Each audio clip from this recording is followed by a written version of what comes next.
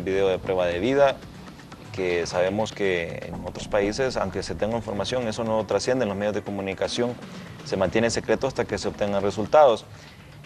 Y también la circunstancia que se encuentra el cuerpo con un uniforme y con un pañuelo rojos, ¿qué se puede interpretar con eso?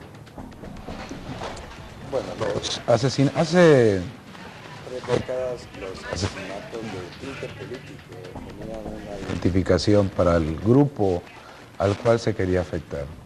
Aquellos colaboradores que se conocían como paramilitares o derechistas que eran agarrados por grupos de izquierda armados, lo que hacían es que identificaban y ponían cosas moteadas y con eso daban a entender que fue ejecutado por una situación de justicia, vamos a poner entre comillas, de un grupo de izquierda.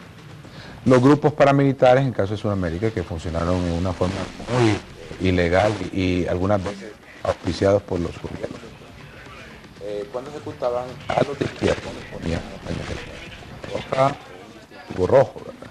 Lo interesante es que esta vez tiene los dos. Hay una situación que en definitiva pues, no se conoce, se quiere dar a entender algo de simbología, un mensaje acerca de ello, pero yo creo que todo este tipo de situaciones debe servir de enseñanza para no seguir dándole protagonismo al Estado en función de información tan delicada.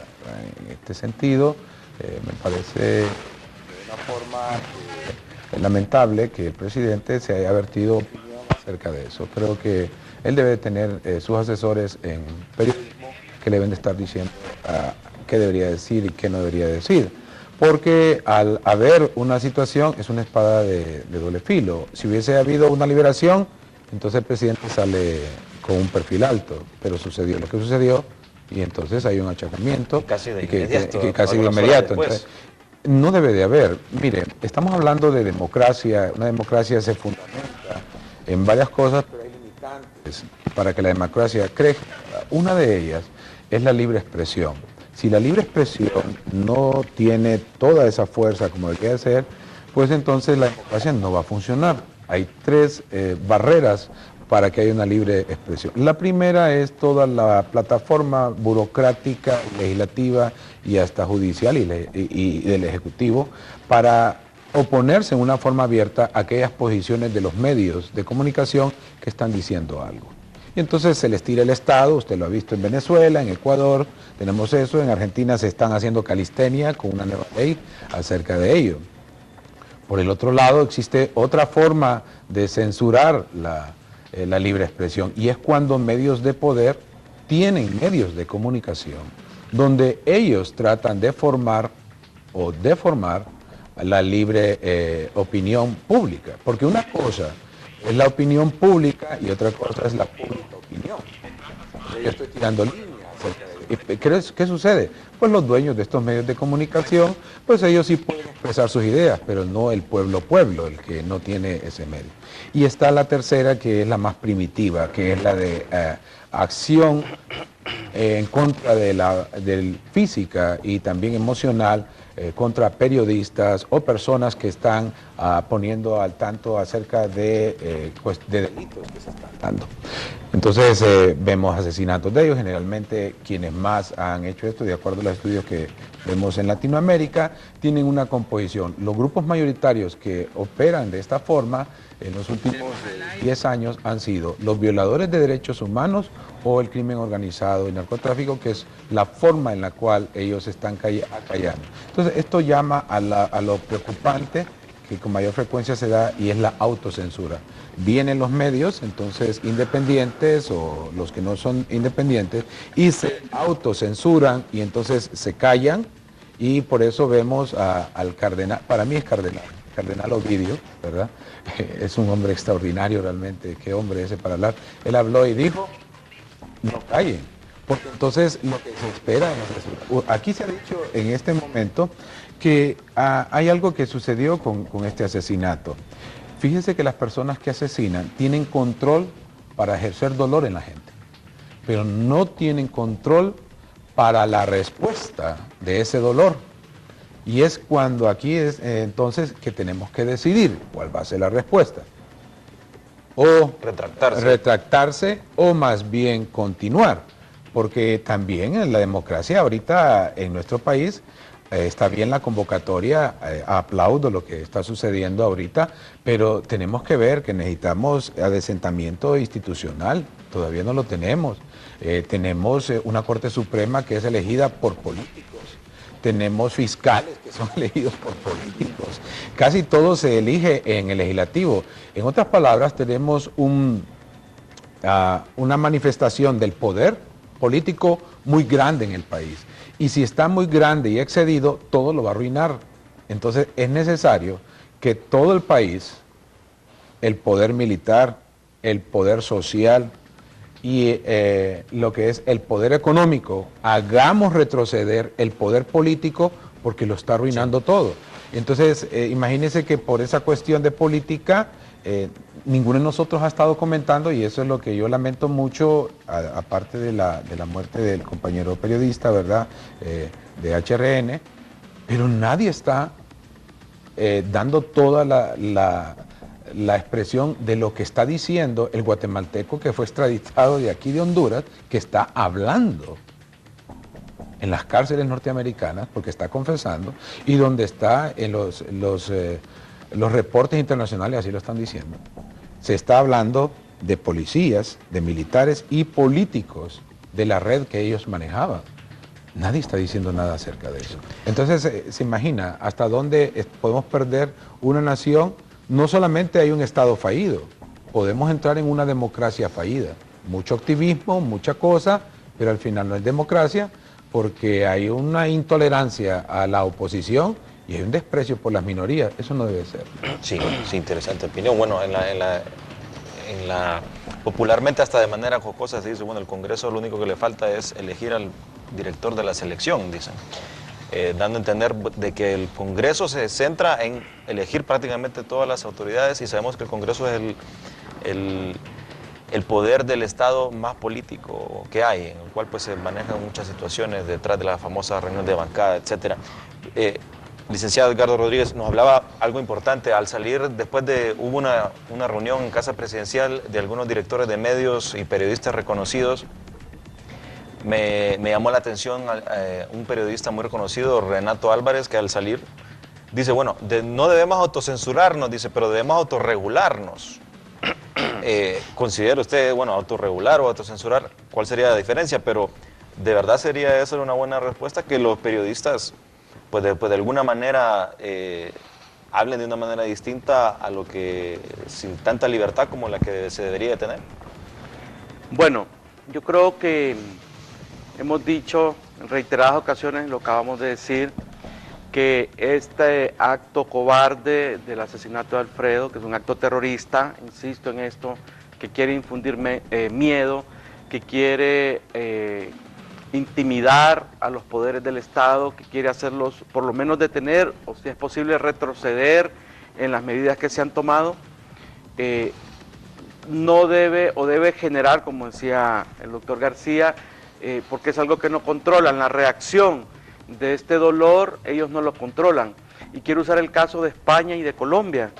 Durante décadas, ETA en España intentó a través del terrorismo inmovilizar a la sociedad española y a sus autoridades, y durante décadas no lo lograron. Lo que generaron fue una mayor respuesta, un repudio en primer lugar, pero también una respuesta firme de las autoridades de lucha contra el terrorismo de ETA y de la sociedad también, ¿no?, de respaldo a su gobierno y de repudio al terrorismo.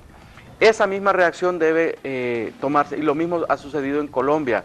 Recordamos las marchas multitudinarias en Colombia exigiendo justicia y seguridad, y eso pues le dio un enorme respaldo al presidente Uribe en sus 2 periodos para luchar contra la narcoguerrilla y el terrorismo del narcotráfico en Colombia.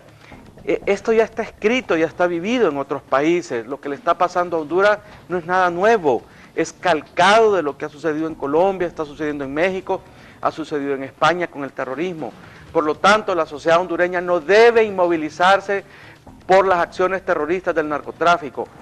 Debe, al contrario, reaccionar de manera digamos, enérgica y firme, exigiendo justicia y exigiendo seguridad a los hondureños, exigiéndole al gobierno que de una vez por todas se amarre los pantalones y enfrente esta situación, que la enfrente depurando la Policía Nacional, sacando al ministro de Seguridad, que lo que menos sabe es de seguridad, y poniendo al frente de los operadores de justicia gente capaz, gente comprometida con la seguridad y con la justicia en nuestro país. Eso es lo que debe hacer el gobierno. Pero si no lo hace, la ciudadanía tiene que movilizarse inmediatamente, permanentemente, hasta lograr que tengamos un gobierno que realmente respalde estas acciones. Con el tema de la regulación y la censura es callarse totalmente. Usted sabe, censura significa cortar y no hablar de un tema. Autorregulación es un tema, digamos, es una actitud un poco más moderada. Autorregulación significa manejar con guante de seda los temas, no callarse como es la autocensura, que es el extremo. La autorregulación implica manejar, repito, con guantes de seda, con mucho cuidado los temas. Por ejemplo, en el tema de la inseguridad, manejarlo con mucho cuidado, con mucho tacto. Yo particularmente considero que tenemos que ser claros en señalar a los responsables y a los responsables por los actos del narcoterrorismo, y también claros al señalar la incapacidad, quiénes son los incapaces del gobierno, dónde está la incapacidad del gobierno para enfrentar eso. En ese sentido, no acepto ningún tipo de autorregulación. En ese sentido, en el sentido de la seguridad, debemos de ser muy claros y muy precisos. Lógicamente, implica ser responsable en las cosas que digamos. No vamos a decir chabacanadas como algunos medios que he escuchado yo hablando realmente estupideces respecto al tema de seguridad. Cuando se aprobó la ley de extradición, algunos periodistas y algunos medios pusieron el grito al cielo y empezaron a hablar del imperialismo norteamericano, una serie de estupideces, obviando la realidad de inseguridad que hay en el país y obviando que nuestro sistema de justicia es incapaz, por lo menos en este momento y durante mucho tiempo, de procesar a los grandes narcotraficantes que se mueven en Honduras. Esa es una realidad que tenemos que buscar aliados en el contexto internacional para enfrentar este problema. Entonces, en la autorregulación considero que debe ser, para mí por lo menos, debe ser prudencia, debe ser seriedad, eso sí, prudencia y seriedad en el manejo, pero ser muy claros. La sociedad civil, los líderes de la sociedad civil y los comunicadores debemos de ser muy claros, muy contundentes, muy firmes en señalar los responsables y los fallos del gobierno en el tema de justicia y seguridad. Es la única manera en que vamos a poder enfrentar o comenzar a enfrentar este problema. Si andamos con medias tintas, si andamos con paños tibios, sin decirle al pan y al vino, vamos a seguir en esta vorágine de sangre que tenemos los hondureños. Me permite ya para cerrar, me gustaría hacer dos preguntas, darle 2 minutos a cada uno para conocer. Hablaba de que, bueno, esto es algo que ya ha pasado en otros países. Hace unos días antes de lo que pasara con Villatoro, el precandidato presidencial del Partido Liberal, Mauricio Villeda, había informado que él le habían dado información referente a que había una lista de personajes políticos que se iban a hacer asesinatos de forma política, y que esta información provenía de la computadora de un famoso líder que fue asesinado en un operativo, líder de las FARC. ¿Cree usted, doctor, que debemos de estar preparados para que ocurran nuevos asesinatos de esta forma con fines políticos? Y para finalizar, ¿cree que se puede convertir esta tragedia en algo positivo si nosotros tomamos las decisiones, los ciudadanos y también el gobierno recapacita? Bueno, lo primero es que debemos de irnos acostumbrando a malas noticias. Esto no se va a arreglar de la noche a la mañana. El asentamiento institucional lleva tiempo. Es tanta la corrupción que hemos aceptado, hemos convivido y hemos promocionado. Me pregunto qué grado de implicancia personal tengo yo por la muerte de estas 2 personas que hemos estado hablando hoy. Hasta dónde yo he ayudado con mi forma de vivir, con mi forma de pensar y de hacer. Me estoy cuestionando a mí mismo y espero que lo hagan también los televidente, ¿verdad? Esto va a suceder y va a haber más todavía. Esto no, yo quisiera poder decir, no va a haber. Pero el que está en el poder se va a ver amenazado por quitarle ese poder. Él tiene que reaccionar. Y va a reaccionar de una forma horrible. Y lo peor del caso es que no hay una estructura. Es imposible para un gobierno defender a todos los periodistas, como se está diciendo, a todos los medios de comunicación. Tendrán que establecerse aquellos mecanismos propios de cada quien de poder hacerlo. Es el número uno. Pero no todo está tan mal. Me quedo con la segunda pregunta que usted hace. Soy un hombre temeroso de Dios, sobre todas las cosas.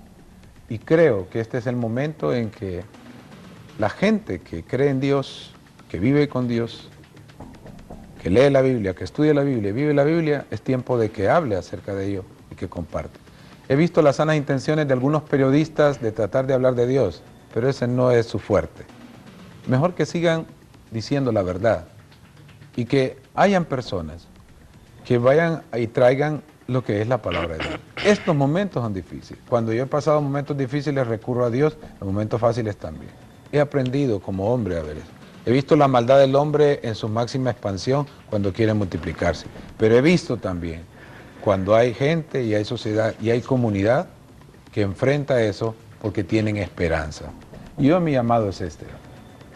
Pueblo hondureño, hay esperanza. Sé que hay desesperanza y desespero ahorita. Pero una nación no se construye con miedo. Tampoco se puede construir con ignorancia.